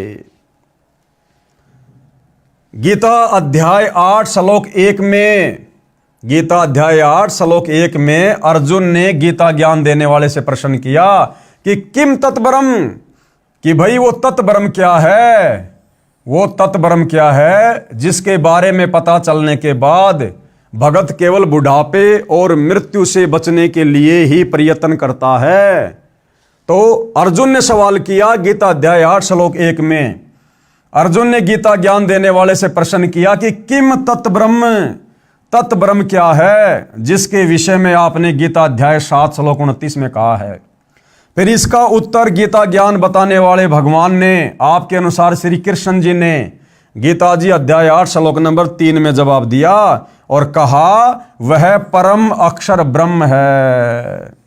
कौन है वो सर्वश्रेष्ठ परमात्मा? परम अक्षर ब्रह्म, सर्वश्रेष्ठ परमात्मा, कबीर देव, कबीर अग्नि, कबीर अमित ओझा, कबीर साहेब, वह वो परमात्मा जिसकी शरण में जाने के लिए गीता ज्ञानदाता अध्याय 18 श्लोक 62 में कह रहा है। तो हमारे धर्म गुरु आज तक हमारे को क्यों नहीं बता पाए, क्यों नहीं पढ़ा पाए? अगर उनको ज्ञान था तो। फिर इसी प्रसंग को आगे बढ़ाते हुए गीता ज्ञान देने वाले ने गीता के इसी अध्याय 8 श्लोक 5, 7 तथा 8, 9, 10 में स्पष्ट कर दिया है। श्लोक 5 और 7 में क्या कहा कि जो पुरुष यानी जो भगत अंत काल में मुझको ही सुमरण करता हुआ शरीर को त्याग कर जाता है वह मेरे साक्षात रूप को प्राप्त होता है। इसमें कुछ भी संशय नहीं है। गीता अध्याय 8 श्लोक 5 यानी गीता ज्ञान देने वाला आपके अनुसार श्री कृष्ण, और ये तत्व ज्ञान होने के बाद हमारे अनुसार श्री कृष्ण जी के शरीर में प्रवेश करके काल बोल रहा है कि जो व्यक्ति मेरी साधना करता है, मेरे ओम नाम का जाप करता है, वो अंत समय में मुझ काल को ही प्राप्त होता है और मेरे ब्रह्मलोक में जाता है। और ब्रह्मलोक में कुछ दिन सुख भोगने के बाद फिर गधा कुत्ता सुअर बनने के लिए नीचे आता है। और फिर हे कुंती पुत्र, अंत काल में मनुष्य यानी साधक जिस जिस भी भाव को यानी इष्ट को सुमरण करता हुआ शरीर का त्याग करता है उस भाव को ही प्राप्त होता है, क्योंकि वह सदा उसी के भाव में भावित हो रहा है। गीता अध्याय 8 श्लोक नंबर 6 कि अंत काल में ये प्राणी जिसको भी अपना इष्ट मानकर उसका सुमरण करता हुआ शरीर छोड़ता है उसी के लोक में जाता है। तो गीता जी में तो भाई अगर गीता जी के अनुसार भी भक्ति की जाए तो केवल काल तक की भक्ति है, काल तक की, ब्रह्म तक की भक्ति है। इस ब्रह्म का ओम नाम का जाप है। ये खुद गीता अध्याय 8 श्लोक नंबर 13 में कह रहा है कि अर्जुन मेरा तो केवल एक ओम नाम का जाप है। ओम इति एक अक्षर ब्रह्म व्यवहारण माम अनुसमरण ये परियाति तजन देहम सयाति परमाम गतिम, कि मेरे ओम नाम की साधना अंतिम श्वास तक, शरीर छोड़ते समय तक जो साधक इसका जाप करता है वो मेरे ब्रह्मलोक में जाता है। और फिर गीता अध्याय 8 श्लोक नंबर 16 में कह दिया कि मेरे ब्रह्मलोक में गया हुआ प्राणी भी पुनरावृत्ति में है, यानी जन्म और मरण में है। फिर क्या कहा है, इसलिए हे अर्जुन तू सब समय में निरंतर मेरा सुमरण कर और युद्ध भी कर। इस प्रकार मुझ में समर्पित भाव से युक्त होकर तू निसंदेह मुझको ही प्राप्त होगा, यानी काल को ही प्राप्त होगा। हे भद्र पुरुष, अब सतगुरु रामपाल जी क्या कह रहे हैं, क्या समझा रहे हैं कि हे सज्जन आदमी, इन उपरोक्त श्लोकों में तो गीता ज्ञान देने वाले ने अपनी भक्ति करने को कहा है जिससे उसी को प्राप्त होता है। फिर गीता अध्याय 8 के ही श्लोक 8, 9, 10 में उस परम अक्षर ब्रह्म की, उस तत्व ब्रह्म की, अपने से अन्य भगवान की भक्ति करने को कहा जिसके विषय में ऊपर बताया गया है। गीता अध्याय 8 श्लोक नंबर 8, 9, 10। ये गीता अध्याय 8 श्लोक नंबर 8, 9, 10 में गीता का ज्ञान देने वाला भगवान अपने से अन्य उस तत् ब्रह्म, उस परम अक्षर ब्रह्म की भक्ति करने की सलाह दे रहा है। अगर तुम्हारे गीता ज्ञान देने वाले भगवान की भक्ति सर्वश्रेष्ठ होती, अगर गीता ज्ञान देने वाले भगवान की भक्ति से पूर्ण मोक्ष होता, जन्म मरण का झंझट छूटना होता, 84 लाख योनियों के झंझट से जीव आत्मा का बचना होता, तो भला फिर गीता अध्याय 8 श्लोक नंबर 8, 9, 10 में गीता का ज्ञान देने वाला भगवान अपने से अन्य उस परम अक्षर ब्रह्म की शरण में जाकर उसकी भक्ति करने की सलाह क्यों दे रहा है? क्या बताया कभी हमारे धर्मगुरुओं ने, संस्कृत के विद्वानों ने? कभी नहीं बताया। तो क्या खाक के विद्वान थे वो लोग? अब पढ़िएगा गीता अध्याय 8 श्लोक नंबर 8, 9, 10। इसमें क्या लिखा हुआ है? हे पार्थ यानी हे अर्जुन, परमेश्वर के यानी परम अक्षर ब्रह्म के अभ्यास रूप योग से युक्त दूसरी ओर न जाने वाले चित्त से निरंतर चिंतन करता हुआ मनुष्य परम दिव्य परमेश्वर यानी परम अक्षर ब्रह्म को ही प्राप्त होता है। यानी जिसको तत्वदर्शी संत मिल जाता है और जिसको फिर परम अक्षर ब्रह्म की साधना मिल जाती है तत्वदर्शी संत के माध्यम से, फिर वो साधक यदि आजीवन उसी को अपना इष्ट मानकर उसी के भाव में भावित रहता है, हमेशा उसी का गुणगान, उसी का सत्संग, उसी का चिंतन मनन, तो अंत समय में वो उसी दिव्य परम पुरुष यानी परम अक्षर ब्रह्म कबीर साहिब को प्राप्त होता है, यानी सतलोक में चला जाता है। श्रीमान जी ध्यान देना, इस श्लोक नंबर 9 में गीता बोलने वाले प्रभु आपके अनुसार श्री कृष्ण जी ने यह भी स्पष्ट कर दिया कि वही सर्वस्व धातारम यानी सबका धारण पोषण करने वाला है, जो इस प्रकार है। क्या कह रहा गीता ज्ञान देने वाला भगवान गीता अध्याय 8 श्लोक नंबर 9 में कि मेरे से अन्य जो परम दिव्य पुरुष है, परम अक्षर ब्रह्म है, वही तीनों लोकों में प्रवेश करके सबका भरण पोषण करता है, सबका पालन पोषण करता है। उसी ने सारी सृष्टि को रचा है। वही चींटी को कण और हाथी को मण उसकी आवश्यकता के अनुसार देता है। जो अनादि यानी सबसे पहले वाला परमात्मा, सबके नियंता यानी सबको उत्पन्न करने वाला, सबका पालन पोषण करने वाला, सूक्ष्म से अति सूक्ष्म सबके धारण पोषण करने वाले, अचिंत्य स्वरूप सूर्य के सदृश प्रकाशमान, अज्ञान से अति परे शुद्ध सच्चिदानंद घन परमेश्वर का सुमरण करता है। गीता अध्याय 8 श्लोक नंबर 9। वह भक्ति युक्त पुरुष यानी उस परम अक्षर ब्रह्म की साधना करने वाला भक्ति युक्त साधक अंत काल में योग बल से यानी भक्ति की शक्ति से, यानी भक्ति की शक्ति से प्राणों को भ्रकुटी के मध्य में अच्छी तरह स्थापित करके यानी सतनाम के सुमरण पर दृढ़ होकर फिर निश्चल मन से यानी बिना किसी चिंता के, बिना किसी टेंशन के, क्योंकि सच्चे सतगुरु की शरण में आने के बाद, तत्व ज्ञान लेने के बाद हम निश्चिंत हो जाते हैं कि हमारी आत्मा का उद्धार होगा, हम सीधे सतलोक जाएंगे। अंत समय में हमारा मन इस तत्व ज्ञान आधार से भटकेगा नहीं। फिर निश्चल मन से सुमरण करता हुआ उस मेरे से अन्य दिव्य पुरुष यानी परम अक्षर ब्रह्म यानी परमेश्वर यानी कबीर देव को ही प्राप्त होता है। हे जेंटलमैन, क्या आपको व आपके धर्मगुरुओं को उस परमेश्वर परम अक्षर ब्रह्म का पता है? वह कौन है जिसकी शरण में जाने से परम शांति तथा सनातन परम धाम यानी सतलोक प्राप्त होता है? तो जेंटलमैन ने क्या कहा? कभी सुना ही नहीं, गीता तो रोज पढ़ता हूं, आज आंखें खुली हैं। कहता मैं तो रोज गीता पढ़ता था महाराज जी, लेकिन आज तक कभी किसी ने बताया नहीं, समझाया नहीं। अब जब आप बता रहे हो तो सच्चाई मेरी आंखों के सामने घूम रही है, मेरी तो आज आंख खुली है। तो भाई और बहनों, फिर ये हमारे धर्मगुरु काहे के विद्वान, काहे के पंडित,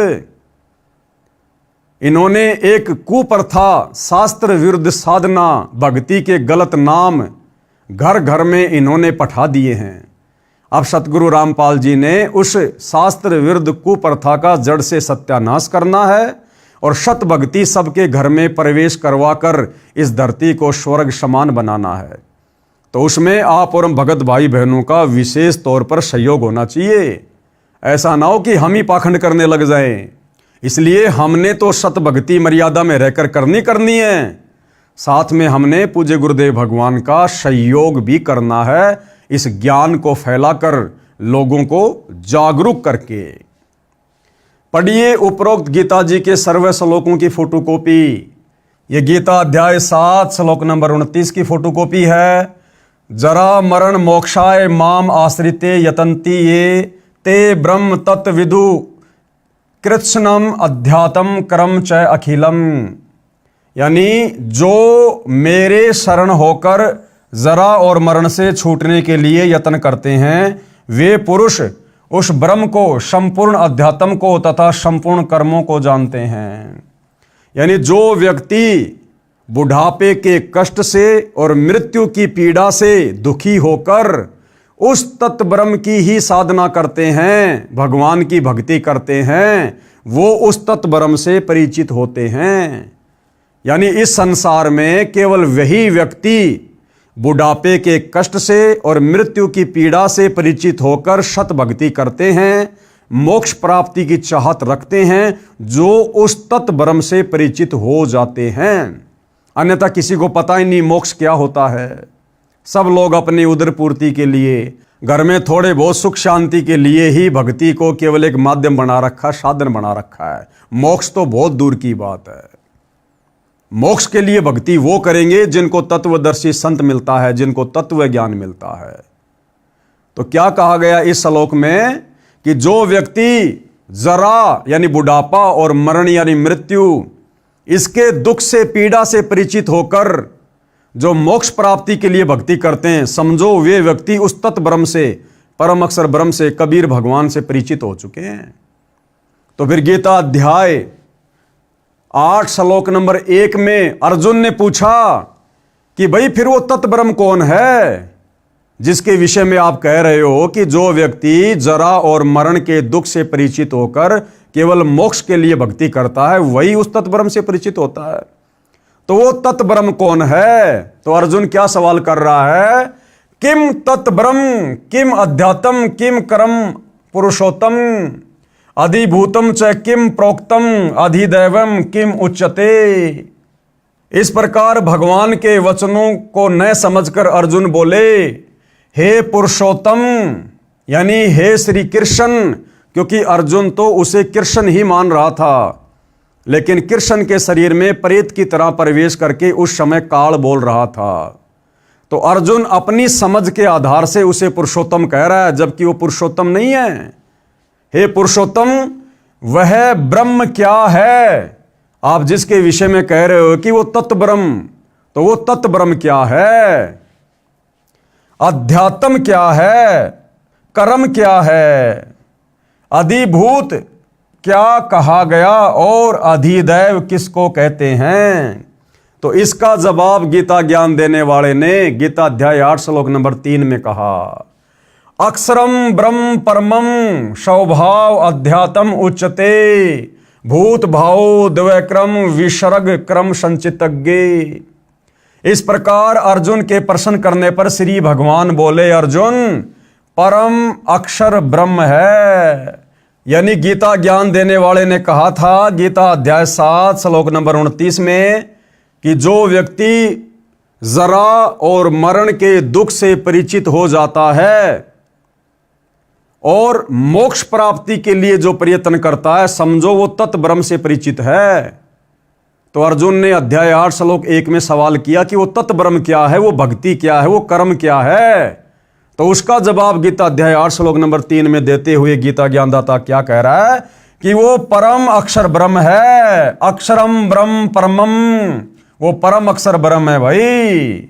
अपना स्वरूप अर्थात जीवात्मा अध्यात्म नाम से कहा जाता है। भूतों के भाव को उत्पन्न करने वाला जो त्याग है वह कर्म नाम से कहा गया है। यानी अपने से अन्य उस परम अक्षर ब्रह्म दिव्य परमेश्वर कबीर देव के विषय में यहां गीता ज्ञान दानने वाला कह रहा है। फिर गीता अध्याय 8 श्लोक नंबर 5 की फोटोकॉपी। अंत काले च माम एवं शमरन मुक्तवा कलेवरम ये प्रयाति स मद्दावम याति न अस्ति अत्र संशय।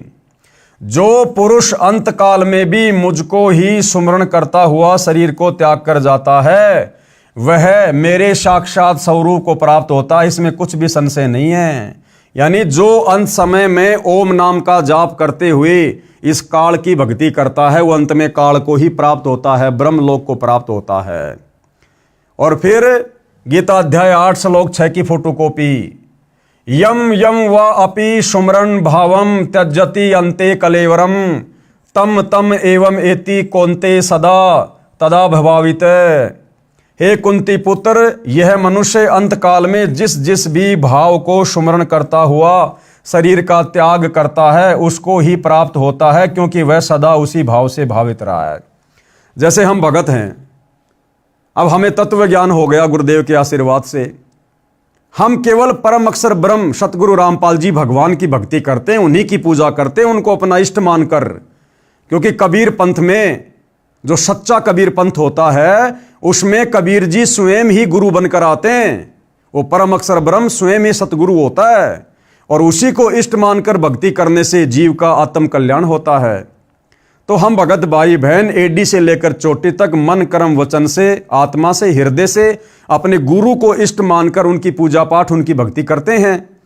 तो अंत समय में हम उसी नाम का सुमरण करेंगे, गुरु का चिंतन करेंगे, उसी भाव में भावित रहेंगे तो हम उसी के लोक में जाएंगे, यानी सतलोक में जाएंगे।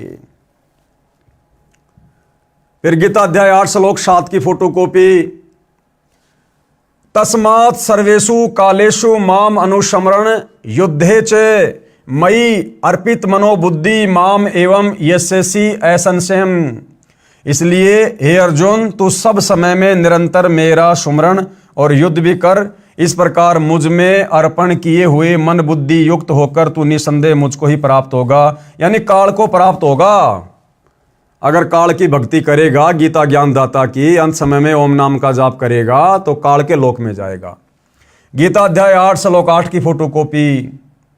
अभ्यास योग युक्तेन चेतसा नान्ये गामिना परम पुरुष दिव्यम याति पार्थ अनुचिंतेन।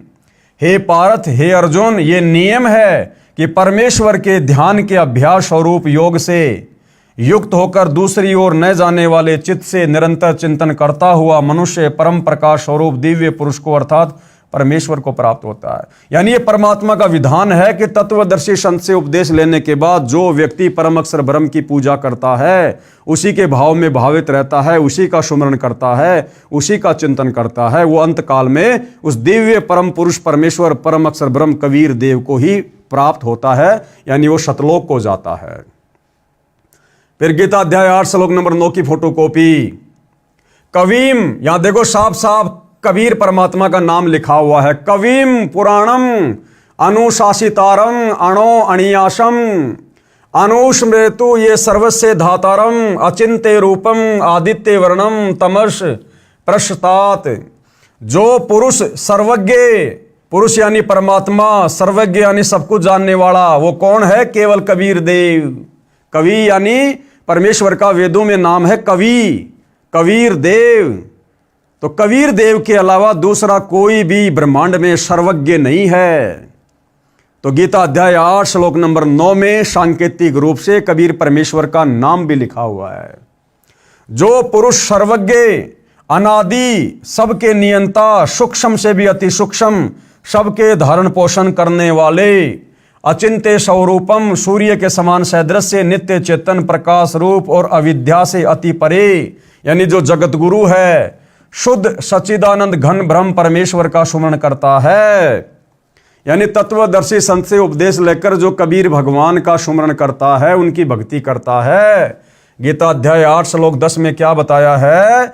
वह भक्ति युक्त पुरुष, यानी वो भक्ति करने वाला साधक अंत काल में, यानी मरते समय भी योग बल से, यानी भक्ति की शक्ति से, सुमरण की कमाई से, भरकुटी के मध्य में प्राणों को अच्छी प्रकार से स्थापित करके, यानी अपने ना भटकने वाले मन को, यानी अपने चंचल मन को दृढ़ करके तत्व ज्ञान आधार से निश्चल मन से, यानी मन को भटकने नहीं देगा अंत में, और सुमरण करता हुआ उस दिव्य रूप परम पुरुष परमात्मा को ही प्राप्त होता है, यानी वो सतलोक को चला जाता है।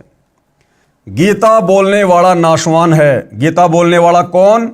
ये काल ब्रह्म जो श्री कृष्ण जी के शरीर में प्रेत की तरह प्रवेश करके गीता जी का ज्ञान दे रहा है, ये काल ब्रह्म ये नाशवान है, ये जन्म और मृत्यु में है। दूसरा परम अक्षर ब्रह्म अविनाशी है। परम अक्षर ब्रह्म कौन? कबीर देव, जो जन्म और मरण से दूर है। प्रमाण के लिए गीता अध्याय 4 श्लोक 5, अध्याय 2 श्लोक 12, अध्याय 10 श्लोक 2 में पढ़िए, जिनमें गीता ज्ञानदाता ने अपना जन्म मृत्यु होना स्वीकारा है। यानी गीता जी का ज्ञान देने वाला ये ब्रह्म, ये काल, ज्योति निरंजन, ब्रह्मा विष्णु महेश का पिता, दुर्गा का पति, ये स्वयं गीता अध्याय 4 श्लोक 5 में, गीता अध्याय 2 श्लोक 12 में, गीता अध्याय 10 श्लोक 2 में खुद स्वीकार करता है कि अर्जुन तेरे और मेरे बहुत जन्म हो चुके हैं, तू नहीं जानता, मैं जानता हूं। मेरे जन्म और कर्म अलौकिक हैं। तो जब ये खुद ही नाशवान है, तो इसकी ओम नाम की भक्ति करके ब्रह्मलोक में जाने वाला भला अविनाशी कैसे हो सकता है?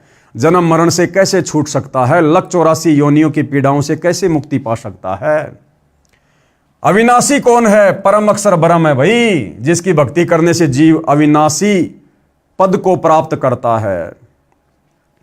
प्रमाण के लिए गीता अध्याय 4 श्लोक 5, अध्याय 2 श्लोक 12, अध्याय 10 श्लोक 2 में पढ़िए, जिसमें गीता ज्ञानदाता ने अपना जन्म मृत्यु होना स्वीकारा है। तथा गीता अध्याय 2 श्लोक 17 में तथा अध्याय 15 के श्लोक 17 में अपने से अन्य यानी परम अक्षर ब्रह्म परमेश्वर को अविनाशी बताया है। गीता अध्याय 2 श्लोक 17 में, गीता अध्याय 15 के श्लोक 17 में गीता ज्ञान देने वाले काल ब्रह्म ने अपने से अन्य उस परम अक्षर ब्रह्म को अविनाशी बताया है, सबका नियंता, सबका धारण पोषण करने वाला बताया है, और उसी की शरण में जाने की सलाह साधक यानी अर्जुन को दे रहा है। गीता अध्याय 18 श्लोक 62 में उसी की शरण में जाने को गीता बोलने वाला आपके अनुसार श्री विष्णु जी ने कहा है। तो भैया श्री विष्णु जी फिर अविनाशी कहाँ हुए? परम पुरुष कहाँ हुए? सारी सृष्टि के मालिक कहाँ हुए? जब श्री विष्णु जी आप लोगों के अनुसार गीता जी का ज्ञान देने वाले अर्जुन को अपने से अन्य उस तत् ब्रह्म, परम अक्षर ब्रह्म, दिव्य पुरुष की शरण में जाने की सलाह दे रहे हैं। वह परमेश्वर यानी परम अक्षर ब्रह्म कौन है, कैसा है, उसकी शरण कैसे प्राप्त होती है, ये जानने के लिए पेज नंबर 48 पर लिखे फोन नंबरों पर SMS करके पुस्तकें मंगा कर पढ़िए, जो आगे आप जी को मिलेंगे। कृपया पढ़ें फोटोकॉपी उपरोक्त श्लोकों की।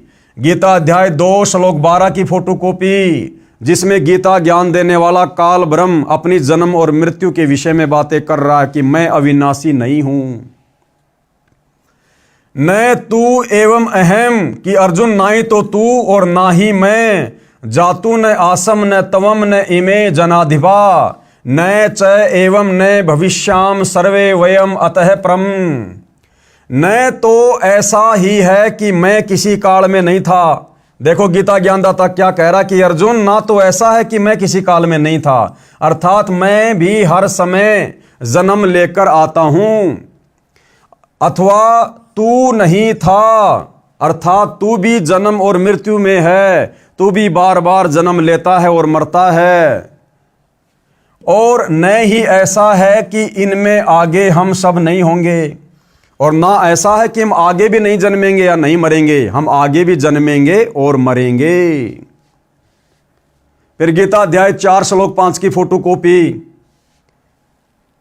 इस पर श्री भगवान बोले यानी गीता ज्ञान देने वाला बोला, हे परंतप अर्जुन, मेरे और तेरे बहुत से जन्म हो चुके हैं। आपकी आंखों के सामने है भाई और बहनों, किसी प्रकार की कोई मिलावट नहीं, कोई झूठ नहीं। ये गीता प्रेस गोरखपुर से प्रकाशित और जय दयाल गोविंदका जी द्वारा अनुवादित गीता है। आप जी इसको मंगवा कर पढ़ सकते हैं, खरीद कर पढ़ सकते हैं। शब्दा शब्द यहाँ पर लिखा हुआ है, और हमारे धर्म गुरु सदियों से हमारे को पढ़ा रहे थे, ना खुद समझ पाए ना हमें समझा पाए, ना खुद का जन्म मरण समाप्त किया ना हमारे पूर्वजों का करवा सके। गीता ज्ञान देने वाला आप लोगों के अनुसार श्री कृष्ण कहो चाहे श्री विष्णु कहो, खुद क्या कह रहा है कि हे परंतप अर्जुन, मेरे और तेरे बहुत से जन्म हो चुके हैं। अब भैया जिसका जन्म है उसकी मृत्यु भी है, और जो जन्म और मरण के चक्कर में है वो फिर भगवान कहां हुआ? वो परमात्मा कैसे हुआ जो खुद जन्मता और मरता है? तो गीता ज्ञान देने वाला अविनाशी नहीं है, ये नाशवान है और इसकी भक्ति से मोक्ष नहीं है। उन सबको तू नहीं जानता किंतु मैं जानता हूं। गीता अध्याय 10 श्लोक 2 की फोटोकॉपी। मेरी उत्पत्ति को गीता ज्ञान देने वाला क्या कह रहा है कि मेरे जन्म लेने को, मेरी उत्पत्ति को अर्थात लीला से प्रकट होने को ना तो देवता लोग जानते हैं और न महर्षि जन ही जानते हैं, क्योंकि मैं सब प्रकार से देवताओं का और महर्षियों का भी आदि कारण हूं। ये काल ब्रह्म क्या कह रहा है श्री कृष्ण जी में प्रवेश करके कि अर्जुन, मेरे जन्म को ये देवता लोग और ये महर्षि लोग नहीं जानते, क्योंकि इनका जन्मदाता भी मैं हूं। क्योंकि भाइयों और बहनों, ये काल ब्रह्म 21 ब्रह्मांड का स्वामी है, दुर्गा का पति है, ब्रह्मा विष्णु महेश का पिता है, और 21 ब्रह्मांड में पुरुषोत्तम होने के कारण सभी जीव 33 करोड़ देवी देवता ब्रह्मा विष्णु महेश सब इसके अधीन है। इसलिए बेटा कभी अपने बाप की उत्पत्ति नहीं बता सकता। इसलिए ये काल कह रहा है कि मेरी उत्पत्ति को, यानी मेरे जन्म लेने की लीला को, प्रक्रिया को ना तो ये देवता लोग जानते हैं और ना ये महर्षि जन जानते हैं। क्यों? क्योंकि मैं सब प्रकार से देवताओं का और महर्षियों का भी आदि कारण हूं, यानी इनका जन्मदाता भी मैं हूं। लेकिन भैया दादा बता देता सब कुछ। पिता की डेट ऑफ बर्थ को बेटे नहीं बता सकते, लेकिन दादा बता देगा। तो उस कबीर दादा ने आज धरती पर संत रामपाल जी के नाम से प्रकट होकर इन सब की डेट ऑफ बर्थ, इन सब की जन्म और मृत्यु बता डाली है। गीता अध्याय 2 श्लोक नंबर 17 की फोटोकॉपी। अविनाशी तू तत्विधि येन सर्वम इदम ततम विनाशम अव्यक्ष्य अस्य ये कश्चित कर्तुम अहर्ति। नाश रहित तो तू उसको जान जिससे ये संपूर्ण जगत दृश्य वर्ग व्याप्त है। अब वो क्या कह रहा कि भैया मेरी तो जन्म और मृत्यु होती है अर्जुन, फिर अविनाशी कौन है जो जन्म और मरण से परे है? उसके बारे में गीता का ज्ञान देने वाला भगवान कह रहा है, यानी अपने से अन्य भगवान के विषय में, कि नाश रहित। नाश रहित का मतलब होता है जिसका कभी नाश ना हो, कभी मृत्यु ना हो। अविनाशी कि अविनाशी तो उसको जान जिससे यह संपूर्ण जगत व्याप्त है, जिसने सारे संसार की रचना की है, जिसने सृष्टि की रचना की है। अर्जुन, तू अविनाशी तो केवल उसको जान, और वो कौन है? परम अक्षर ब्रह्म, तत् ब्रह्म, कबीर देव। इस अविनाशी का, किसका? कबीर देव का, परम अक्षर ब्रह्म का विनाश करने में कोई भी समर्थ नहीं है, कि उस कबीर भगवान को मारने में संसार में कोई भी समर्थ नहीं है। फिर गीता अध्याय श्लोक 15 की फोटोकॉपी। उत्तम पुरुष तू अन्य परमात्मा इति उदाहरते ये लोग तर्रम अवश्य विभर्ति अवय ईश्वर। उत्तम पुरुष तो अन्य ही है। उत्तम यानी सर्वश्रेष्ठ और पुरुष यानी परमात्मा। गीता ज्ञान देने वाला कह रहा कि वो तो मेरे से अन्य ही है। उत्तम पुरुष तू अन्य, उत्तम पुरुष यानी भगवान तो अन्य ही है, जो तीनों लोकों में प्रवेश करके सबका धारण पोषण करता है। अविनाशी परमेश्वर और परमात्मा इस प्रकार कहा गया है। क्यों? क्योंकि वो तीनों लोकों में प्रवेश करके सबका धारण पोषण करता है, सारी सृष्टि का पालन पोषण करता है। तो गीता ज्ञानदाता ने बिल्कुल स्पष्ट कर दिया है, क्लियर कर दिया है कि भाई मेरे अलावा पूर्ण परमात्मा कोई और है। मेरे तो जन्म और मृत्यु होती है, मैं अविनाशी नहीं हूं, मैं तो नाशवान हूं। और अर्जुन, मेरी भक्ति करने से जन्म मरण का कष्ट, बुढ़ापे का कष्ट, 84 लाख योनियों का कष्ट समाप्त नहीं हो सकता। अगर तुझे जरा और मरण से मुक्ति चाहिए, सनातन परम धाम को प्राप्त करना है, तो भाई उस परमपिता परमेश्वर की शरण में जा जिसको मारने में कोई भी सक्षम नहीं है। तो भाई और बहनों, ये जानकारी आज तक हमारे को हमारे धर्मगुरु नहीं दे पाए। ये जानकारी आज स्वयं उस परम अक्षर ब्रह्म ने तत्वदर्शी संत का रूप धारण करके, यानी संत रामपाल जी के नाम से धरती पर प्रकट होकर सन 1994 से समाज को देना शुरू की है। और आज उनके ज्ञान को समझकर उनकी शरण ग्रहण करके लाखों की संख्या में लोग वो अद्भुत सुख प्राप्त कर रहे हैं, वो परम शांति का अनुभव कर रहे हैं जो हमने कभी कल्पनाओं में भी नहीं सोची थी। गूढ़ रहस्य गीता का, हे भद्र पुरुष, हिंदू धर्म के धर्मगुरुओं को वेदों व श्रीमद् भगवत गीता का कै ख का भी ज्ञान नहीं है। न ऋषियों को न महर्षियों को ज्ञान था। सर्व धर्मों का, धर्म ग्रंथों का ज्ञान मेरे गुरुदेव स्वामी रामदेवानंद जी महाराज जी के आशीर्वाद से मुझे है। यानी सतगुरु रामपाल जी यहाँ पर अपने आप को छुपाते हुए, गुरु महिमा को ऊपर रखते हुए अपने गुरुदेव को महत्व दे रहे हैं कि मुझे ये सारा का सारा गूढ़ ज्ञान शास्त्रों का मेरे गुरुदेव स्वामी रामदेवानंद जी से प्राप्त हुआ है। जबकि भाई और बहनों, आप और हमें अच्छे से पता है कि हमारे दादा गुरु यानी आदरणीय रामदेवानंद जी अक्सर ज्ञान युक्त नहीं थे।